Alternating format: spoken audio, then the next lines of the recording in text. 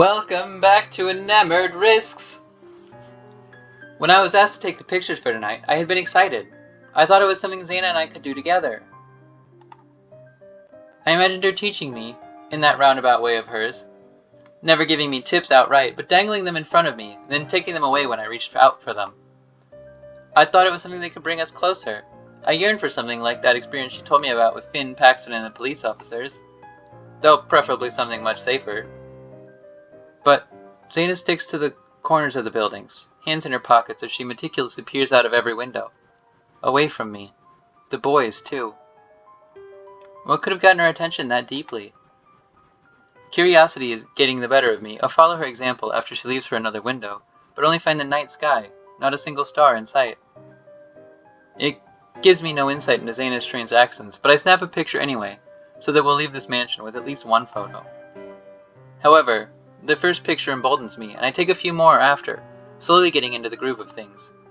Most of them are useless though, since my first instinct is to take pictures of the boys and Zaina. I take a couple shots of them navigating the weak floorboards and ducking under fallen ceiling beams. It's not until I'm several shots in that I realize we can't use the ones with their faces in them. I fix that in the next ones, but even so, I'm particularly proud of the one of Zaina by the grand piano. She's the perfect picture of contemplation in that one, eyebrows furrowed while her fingers absent-mindedly trace the keys. The light from the moon enhances her features and grants her an otherworldly vibe amongst all the rubble, but she's always looked ethereal to me, especially when she's smiling. I heart the photo to make sure I won't accidentally delete it later. I've taken all the pictures I can when I hear a crash coming from where I last saw Finn. Dang. I catch Zaina's eye for the first time since we entered the mansion, and I'm sure the alarm on her face mirrors mine. Paxton, likewise, looks like he's seen a ghost. These two both not emoting at all. We all hurry to Finn, mindful of the weak spots in the floor. Finn, are you okay? I'm fine.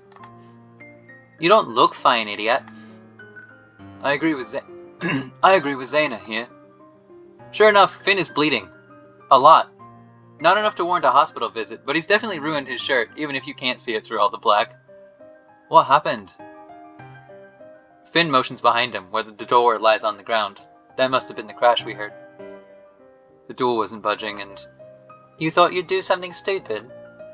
Finn goes quiet and presses a hand on his wound. His hand comes away red. That's when I noticed the blood on the hinges. The door didn't snap cleanly, and he must have cut his shoulder on the splintered wood. Ouch. Sorry, I can... At Zaina taking out the first aid kit from her bag, Finn turns to me. Alex, do you mind? You have a better bedside manner. And you're the nursing major anyway. Did he really mean that, or is he just upset at Zaina's earlier comment? I look between them. Finn looks expectant, I look between them, unsure. Finn looks expectant, while Zaina looks... Oh, I don't know. That's fine, here. She hands me the first aid kit and leaves without another word. Are you guys okay here? Yeah. Okay. Okay. Be careful heading back out. We'll be waiting for you guys. And then Paxton goes too, leaving me with Finn. I treat him in silence, and he, too, is quiet. Not even a wince when I apply the disinfectant, just a light twitching of his fingers.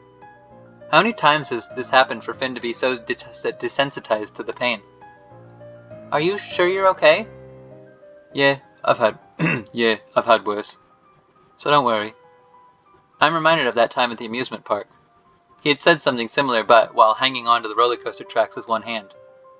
That wasn't exactly something I wanted to relive. I mean, since we're sitting here anyway... By worse, you mean... I'm not sure what he means. I have ideas, but none of them are... good. Do I even want to know the answer? Just that. He offers me a smile that doesn't reach his eyes. Yet another thing he seems used to doing. Maybe I'll tell you later. You're done, right? I give his shoulder another once over, and he's right. I finished wrapping up his wound. Must have done it while I was thinking. Thanks. We exit the mansion together, though I insist on taking up the rear in case something happens on the way. But nothing happens. Except Paxton is the only one waiting for us outside. Where's Zaina? She said there was something that she had to do that she forgot about, so she had to leave. Zaina never struck me as a forgetful type, though. Or maybe she was just tired.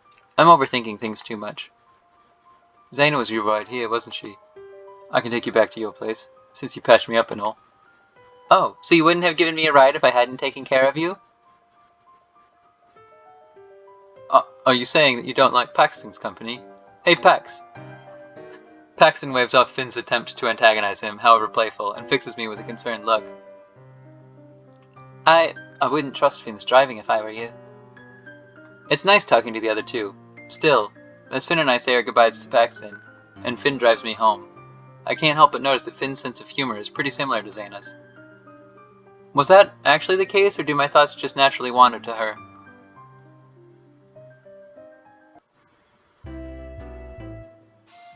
The next day comes, and I'm once again stuck in the whirlwind of assignments and exams. Finn reminded me of our upcoming exam last night, but it feels more real today now that the course is actually gearing up for it. I go back to my place with a half-completed study guide, and when my parents ask me what I'm up to, I'm not just using exam season as an excuse not to respond. Lately, though, they've been badgering me less and less, taking my silence as proof that I've been busy studying. That they came to that conclusion themselves is on them, not me. It hasn't stopped them by any means, but the occasional reprieve from their helicoptering is more than welcome. Texting doesn't leave as much of a bad taste in my mouth anymore, and I've even reached out to an old friends asking how they've been, and commiserating over exams. It's a nice feeling, and for once, the stress isn't getting to me as much as it used to. The joys of actually having a social life, I guess. Who knew? I reached for my phone, expecting a text from one of the friends I had just reconnected with. The contact name has too many heart emojis for it to be just one of them, though. I open the text. It's probably just Zaina apologizing for taking off yesterday, but I'm happy to hear from her nonetheless. I didn't expect her phone to get fixed so soon. I could use the opportunity to ask her if she wants to go on a date. Before school gets too hectic. My eyes skim the text, and as I thought, she's saying sorry. Wait, what? I reread the text. I'm sorry, but I don't want to see you anymore. It's over. What do I even say to that?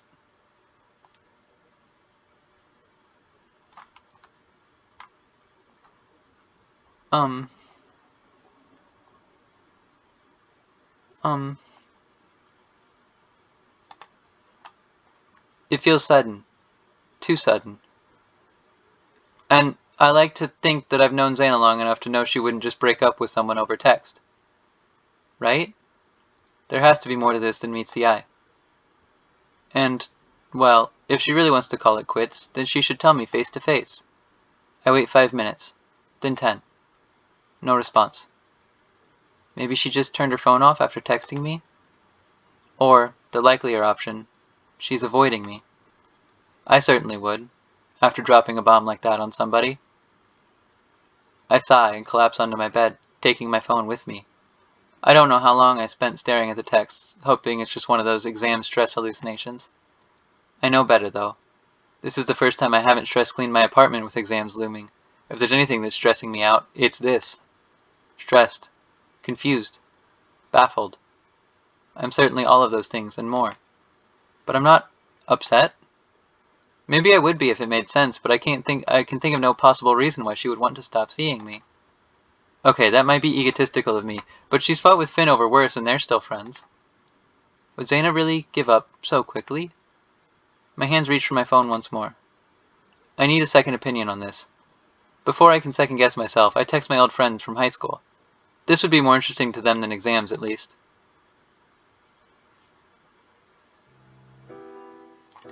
More days pass, and still no word from Zaina.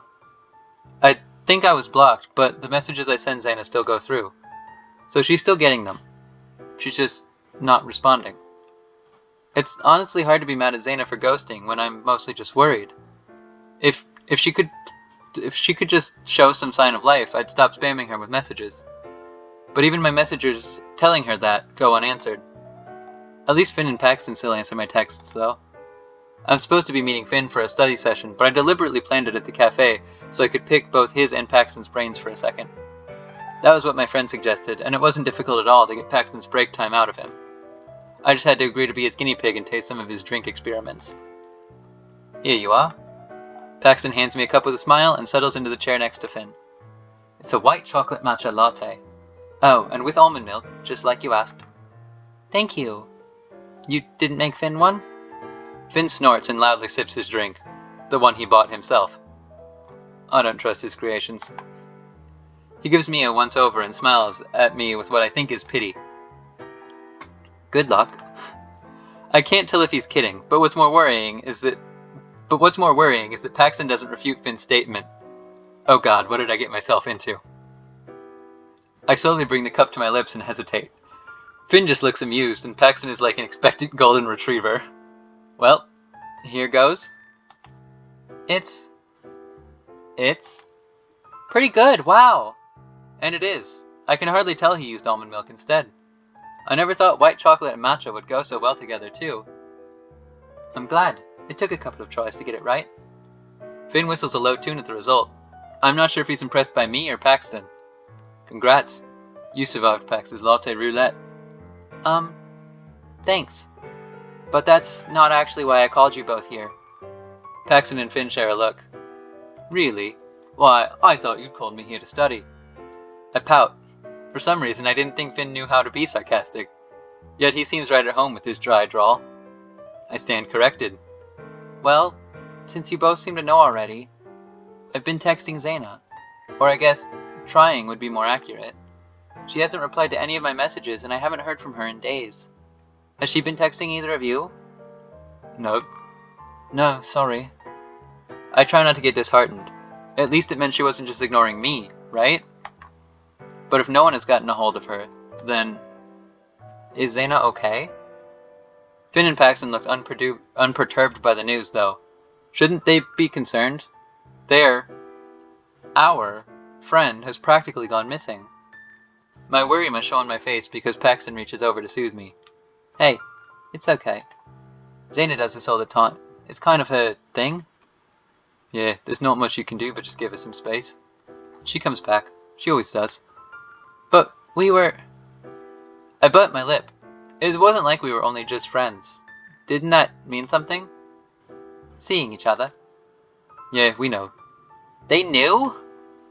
You guys were pretty obvious. Finn and I were talking about it after you guys left, at the amusement park. They're talking like they're trying to comfort me, but I don't feel very comforted when they're both grinning like that. Look, it's nothing personal. If she likes you, and she does, then she'll come back. There's no doubt about that. That she likes me, or that she'll come back? Paxton and Finn share another look over their drinks. Paxton smiles. Isn't it obvious? I mask my frown under the guise of sipping my latte. No, it really isn't. And I wonder if they'd still say the same thing if they saw Zaina's texts. They sounded pretty final to me. So why don't you show them the texts, Alex? Finn and Paxton suggest an expedition the next day to take my mind off the Zaina situation. I'm already halfway out of my apartment when I spot the first aid kit on my kitchen counter. It's Zaina's from the other night. I have my own, but it's decidedly less beat up. The trio has clearly seen a lot of use out of it. I stare at it, contemplating my options. I could go with the boys, give Zaina her space, and let her decide the terms of our reunion. That is, if she wants to see me again. Or, I could go to Zaina's, under the pretense of returning the first aid kit. It's a little desperate, but I do want to find out what's wrong. And if I don't go now, when will I find a better excuse? Better yet, when else will I find the nerve? If I don't go now, nothing will change. Zaina will continue doing this even if we do make up. I'll just be dooming our relationship before it really got to start. And do I want a relationship with Zaina? Yes. So much. I grab the first aid kit and fire off a text to Finn. I've never been to Zaina's place, so I don't actually know where it is. If anyone knows, it's Finn. He replies rather quickly, and I wonder if he'd expected this all along. You're whipped, he says, as he gives me the address anyway. I send a quick thank you and a bunch of heart emojis. Finn responds with 3 of the vomiting ones. And then 2 minutes later, a good luck from Pax. I smile and pocket my phone. Though I shouldn't be surprised, Zaina's apartment turns out to be pretty close to the restaurant she's a regular at. It's in a nice enough neighborhood, but I'm not here to gawk. I hurry up the complex, clutching the first aid kit in an iron grip. The minute I spend waiting is agonizing. It's all it takes for me to second guess everything. Should I have come? She's gonna slam the door in my face, isn't she? I should go now, before she opens the door. Oh god, feet move. I'm not sure what I expected, but it's certainly not this. The light normally does her plenty of favors, but now all it does is highlight the bags under her eyes. And her hair, usually full of volume and effortlessly tousled, hangs limply below her shoulders. Her clothes look slept in, and her voice, when she finally speaks, is hoarse with disuse. How'd you... Fen. She doesn't look as angry as I thought she would be, though even that observation doesn't fill me with relief. I take my chances. Can I come in? I have your first aid kit. Zaina shrinks behind the door, and it strikes me that she's the one who wants to escape. I slowly reach out a hand, careful not to startle her into closing the door. I place it on her wrist, just the slightest of touches, before I respectfully retreat. Please? She looks behind her, hesitant, and I reel back in horror. I hadn't considered the possibility that she might have someone over. But Zaina opens the door after much deliberation, quelling my fears. I step inside only to realize she must have been worried about the mess. It's nothing I haven't seen, though, and I tell her so myself. That's not... She stops herself as if she was about to say something incredibly incriminating. To Zaina, that could be absolutely anything. Her eyes then flit to mine, and she must see something she likes in them because she picks up where she left off. This wasn't how I imagined your first time here. Oh. Me neither. I imagined us huddled together, laptops out, as we make the painstaking effort to go through the entire course directory for next semester. She'd propose something out of left field like woodworking, and I'd try to coerce her into an architecture class. But I'm happy I'm here now. Thanks for letting me in. This is a long episode again.